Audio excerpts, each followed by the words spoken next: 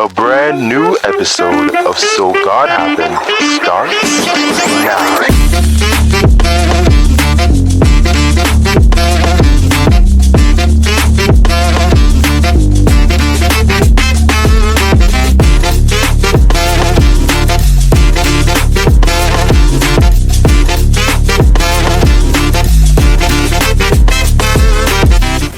Welcome back to another episode of So God Happened, where I sit with the young stars of tomorrow to talk about their testimony, where God has taken them from, what's happening now in their lives, and what is to come. So today, my guest is none other than Bradley Young. Now, me and Brad's go way back from Balla days. So once we say from Balla days, you know, say Brad's is an actor. And I don't know him, you know, because I read all of the comment section and only little fleety people just over there dead over Brad's and him good looks. So Brad is an actor. He is also a photographer. He's head of the drama ministry at church. You know, Brad, I do big things in the media landscape. So Brad, how you doing? I'm doing all right. You doing good? Yes, I'm all doing right. So let's start off with one little game. All right. A little game of Would You Rather. All right. Now, first one. Would you rather go through what Noah went through? You know, building the ark and all of this. Some of the people are saying mad, the flood. Or what Abraham went through, waiting years to have a child and then feeling like he had to sacrifice his son. What's the decision? Anyway. All right. So I will go through what Abraham went through. Abraham? Yeah. No, but think about it in the sense that you don't know the end result. You don't know, say God, I'm going to tell you, say, no, man, I like a jokey joke. You don't know that part there. That's the thing, though. Sometimes with us knowing certain things that is to come, we oftentimes get anxious of it. So not knowing what is to come and then actually building without that knowledge is the beauty of it, is the reward that you get at the end. All right, him say, I work with Abraham. So Daniel in the lions then, or the three Hebrew boys. You're going at the fire or you're going at the lions then? Which side? Three Hebrew boys. Three, no, sir. You love it hard. You love it very difficult. It's not necessarily hard, you know. It's what they stand for. They stand up for God despite what the king said. And the most beautiful part of it is that when they put them in the fire furnace, right, they saw a fourth man in it. Meaning that any trial, situation, trouble that you're in, God is always in it. Sometimes we want God to pull us out, but He's going to be in it with us. All right, last one. You wander 40 years in the wilderness, like Moses and the Israelites, or you want to be sold into slavery, like Joseph. Which one? I'm going to see you have around that one there now. Repeat one more time. So, are you wandering 40 years in the desert, the wilderness, like Moses and the Israelites, or would you rather be sold into slavery like Joseph? What trial? Going kind of rough. The first option. You wandered the wilderness for 40 years? Again, I am all for building. So I've grown to, learn how to trust the process. All right. So you believe in the process, So, no yeah. problem. All right. So you mentioned process. So in order for process is something where you go through, we usually cause refining when we're talking about Christianity. But we want to know, what was the start before the refining started happening? Describe Brad's to me. Describe your life before God. My life before God, just like everyone else, it's not easy. However, I can say I grew up in a Christian home, by the way. I was very sheltered. I was a very sheltered child. Parents don't really like when you go out and spend too long on the road, so to speak. Never was a child that, go to, with my friends, go, I never know, sorry, not like that. So I was very cooped up. So, I should say that has allowed me to get very curious. And as a certain age, that's when everything just go left. No, what is the everything that went left? Like, explain that to me. All right, so thing that went left is me basically wanting to know more of what is in this world. Cause I'm young in school, there's certain things that go on. You know, at age 14, whenever I can say it. Yeah, man. Age 14, I lost my V card, I should say. So yeah, that was there's a lot of experiences that I got from that then. So I got exposed to a lot of things within that time. Because of curiosity, as I said before, peer pressure is one of the main things. And as men, we oftentimes do not admit, say, yo, actually did go through a lot of peer pressure. Yeah. You know, so, you know, fighting through that, and as the year goes by, I got better. All right. So, you know, peer pressure, all of those things stemmed from the framework of you not being able to kind of, you know, go certain places, your parents kind of hovered. But in that moment when you were exploring, you feel like, yes, I finally get some freedom. Did you feel fulfilled? Then, yes, for the most part, I felt like I was fulfilled. However, going home back, you say, yeah, man, me get through something. Feel nice, but when you go home, yeah, oftentimes, yeah, but I know if ever you're saying that when you're in a quiet space, your thoughts are very loud. So whenever I'm by myself, the thoughts them run. So it's like, why would do that? Like, is this what we should do? Why, you know, what's really the main thing that I should be doing? But still, as a child, still end up the same thing. Over and over and over and over. It's like you're stuck in you know, saying there's something missing, even after I'm do them something here. But it's like in this trap where you just can't stop. You just can't stop. What was the moment for you that you realized that you really need God? There's just nowhere else to run to other than God. I say same still in high school. I got a dream. I think when I was 17, I got a dream that I was in a store, in a clothing store to be exact. And I was in there, you know, shopping, not really necessarily shopping, but just looking around on clothes and stuff. So, a random person come inside and just stab me. Just like that. Get up, feeling a sticking pain. Same exact place in the dream where the person stabbed me. So I say, and as I said, I grew up in a Christian home, so I've been go to church. But that dream to me, you know, allowed me to feel like, say, yo, if this come to me, you know, I need God protection. I know it's the fear start come. But I always knew that God was real. I always knew that. I had a lot of dreams. You know, I had one specific dream where like my family, like we're in some form of trouble.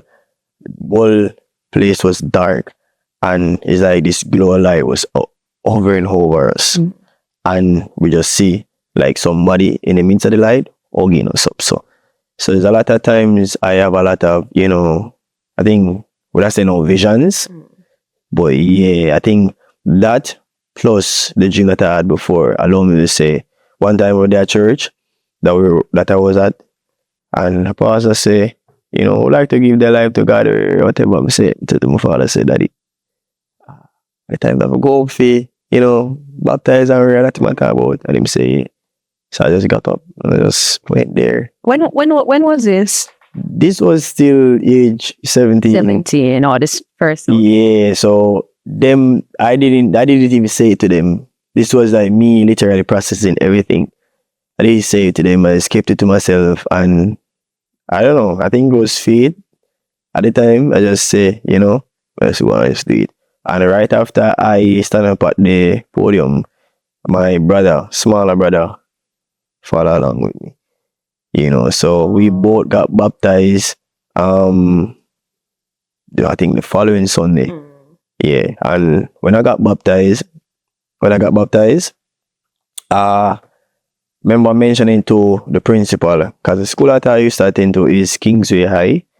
It's a Seventh-day Adventist school. So, there's a lot of Christians going to school. But that are unruly kids too. So However, you didn't know that unruly? yeah, until. So, Jesus. so once I got baptized and I mentioned it to the principal, we had a thing at the school where if persons got baptized, they normally announce it. So they announced it, and I never think that I would got that so many applause that day. That day, I got like everyone was applauding, literally. Person didn't even talk to 7th grade, go straight up to 12th grade. 11th grade, sorry. Yeah. So that day I said, that Christian thing, can't work, man. Can't work. We'll find more people. Yeah, man. Can't work, man. Mm-hmm. So, what was the hardest thing to let go of? Hardest thing, forgiveness. Forgiveness was one of the hardest thing for me to let go of, because of my dad. We had a good relationship when I was smaller. However, since I got older, the relationship kind of fluctuate, so to speak. So I carried a lot of unforgiveness for him. And also, add to it, females that I was dealing with in the past. I carried those unforgiveness as well. So I remember the church where I'm at now, Pastor said to us that I think we were coming into 2024, and he said that anybody that you did not forgive, you should forgive them. Well, let it go. Call him. So I'm just call him, forgive him, and he never just literally just forgive him that day. Forgiveness is a process, and I had to literally days upon days just asking God for forgiveness, cleanse my heart, like actually allow me. When I knew that I forgive him is when if I hear somebody call him vice, I call him name, sorry, or if I see anybody post him and we don't feel nothing in my spirit, like annoyed or hungry or that time I knew that man, forgive me completely. So I had to learn it from him first before I can learn it from other females. So yeah, I learned, and as I learned, I begin to be better at that. In our culture, forgiveness isn't often preached. It's like, somebody around you have to dark up a place. You cut off just like that. Oh, you know more than me. Yeah. Just cut it off. What did forgiveness do for you? Was there any benefit to it? Yes, it's cleansing. Because you oftentimes hear that forgiveness is not for the person. It's for you. And it's very cleansing because it allows you to view life different, Like if somebody step on me toe, look upon it and say, okay, then step on me toe, fine, move on. Because I try to see God in every situation. So that's what allowed me to really forgive persons. And somebody asked me that they wish they had the grace that I have to forgive someone because they don't know how to do it. But I guess even no matter what they do me, I find it very much easy now to just let it go and just move on, because why dwell upon it if God has forgotten about it? God has put it very past him. Why am I holding on to it if him let it go? You understand? So during that period where you started, kind of rediscovering and getting closer to God, because, after you became a Christian at 17, you mentioned that, life was still life in. But what were there any environments, any people, because you preach forgiveness is a beautiful thing, but I believe that sometimes we have to forgive and walk away still. We don't hold up nothing in our heart against the person. We have to say, this environment is not nurturing me. This is not food for my spirit, So were there any people or environments like that you just had to walk away from? Yeah, friendships. that are my friends that are to come to terms that not everybody that you have dealt with before that's going to follow along with you along the way in the future. So I had to literally find a common ground and let them go. It's okay to let them go. Yeah, it's literally okay to let them go. So I think that is one of the main thing for me. Do you ever miss it? Do you ever miss your old life? No. I would say I miss it. I would say I miss it, to be honest.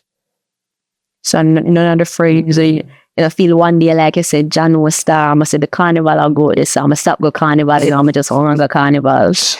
I actually had a conversation with one of my friends about the same carnival thing. And I said, if I never come back to, God, I would go to the carnival. However, now that I look at it more and more, I'm saying that it really makes sense. Because what is it that I lose my soul and gain the whole world and miss God? Well, God, I understand. You think so? God, I understand. Understand. You just say, God, just forgive me that one time. Grace runs out. Oh. That's how we do. We take God for one genie, thinking that okay, take him for just this one big puppy show. Let me say that, because things are then we do this.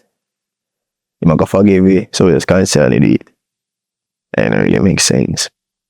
So, how do you handle temptation today? Can you mention the barbs them, and because Brandon is a hot boy in the shot in DM just ever flooded. But just know. You understand? So how you handle that today? Today? Yeah, come know you still at work on it, but suppose one of the beautiful ladies then behind the camera say, yo, Brads, where you depend? Where you depend? You handle that? I am very straightforward, Let me just say that. I am very straightforward. I'm not gonna do it in a respectful way, but I would just say, I will just kindly decline. So it's just easy as that, so? Just kindly decline? Yeah, man. I'm not gonna entertain it. Okay. I'm not gonna entertain it. So what does that do to get to that place where it's like you're not going to entertain it anymore? How you get there, so? Again, I had to reach a point where I have to learn to be by myself. So that is, and I'm still learning it, But to where I was, to where I'm now, yes, that allowed me to really, find myself, find a certain common ground, what I like, what I don't like, what are my characteristics, what need to change, things like that. So becoming, the whole act of becoming, I think that solidified for me that I, right now, not looking just for any regular female per se. So I am actually want more if I want to be married.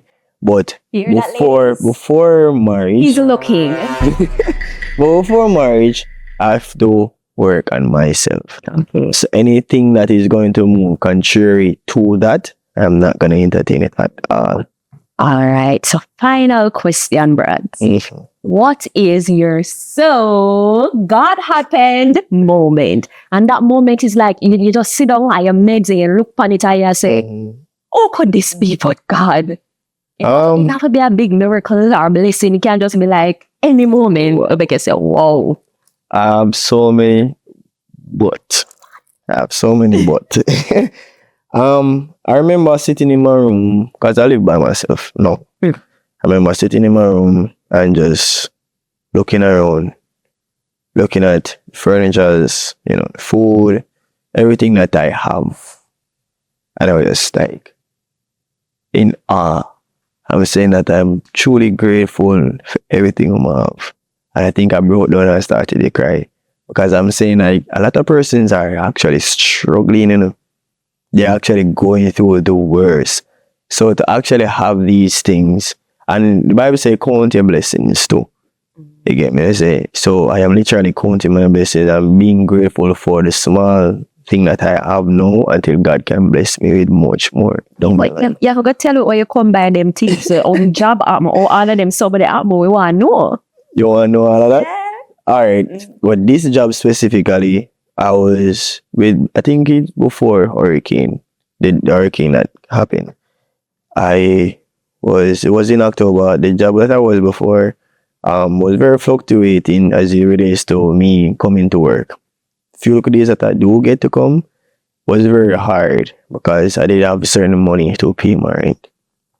So within the time that I didn't go to work, God has placed me on a fasting.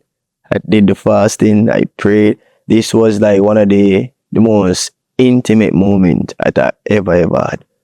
And I remember I prayed at every prayer watch. I didn't miss a day. And during that period, I was literally fixing my resume. I don't know why I ended up fixing it, but just to fix it. Fixing the resume and all. And I was on Instagram when we fasting up, obviously. And I was just scrolling. And one man just say, oh, message on my friend name. I used to go at previous work before. And I message her. I was talking to her. She asked me, what you do? I say, then I said, I did one resume. I say, whatever. She say, hey, what you say? What about I know? I say, what you say? Boop. She sent across the email. I literally, because I placed the resume on pause for a while, you know. And I said I would get back to it. Procrastination, God help me. But I said I would get back to it, and I didn't. However, when she said that, okay, then send a resume to that email, that literally triggered me. So I literally fix the resume back, send it. Same day that I send it, I got back a message. Later job, look at God. And when I got back the message, I did the interview the following week. And then other interview on the same day when the work that I was at called me to come into work. Remember, it was fluctuating. So why that day? I said, by any means, I have to do the second. Because 2 interviews that I do. So at the end of the day, I said, by all means, I have to do the interview. I did it. I did it in the midst of my supervisor that I didn't agree with. I was in over there and I was over here. And I was doing my interview. I do interview by the people them talk. Right. And I got a message the same night, said that I got the job. So I started December 8th last year. And you're still there. I'm still. But God. So thank you so much for sharing with us, Brad. You know, as usual, thank you so much for watching. Big up my nice clean team. What the credit to them name because they're my star. Amen. And if you or anyone you know wants to learn more about God, what He's about, or you just need some help, you need somebody to talk to, just reach out in my DMs, the comment section below. You know, if I can't help you, we'll find somebody. Best believe we can find somebody. All right. This was So God Happened.